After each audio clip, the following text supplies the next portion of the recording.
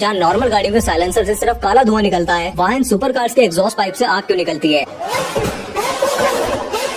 ये सिर्फ शोबाजी नहीं होती, बल्कि इसके पीछे एक रीजन होता है। जब सुपर कार्स को लिमिट के पार पुश किया जाता है, हाई रेव किया जाता है, रैपिड गियर शिफ्टिंग होती है, थ्रोटल पर पूरा पंजा होता है, तो ऐसे में एग्जॉस्ट पाइप हीट से पूरा लाल हो जाता है। अब हाई रेव करने पर इंजन में फ्यूल सप्लाई ज्यादा आती है, और सप्लाई ज्यादा होने की वजह से सारा फ्यूल एक साथ बर्न नहीं हो पाता, और कुछ फ्यूल एग्जॉस्ट पाइप तक भी पहुंच जाता है, और पाइप तो ऑलरेडी गर्म होता है, तो ऐसे में वो फ्यूल एक्सप्लोसिव फ्लेम्स की फॉर्म में एग्जॉस्ट पाइप से बाहर निकल जाता है, और ये दिखने में काफी कूल लगता है, और इससे कार की पावर और परफॉर्मेंस का अंदाजा लग जाता है।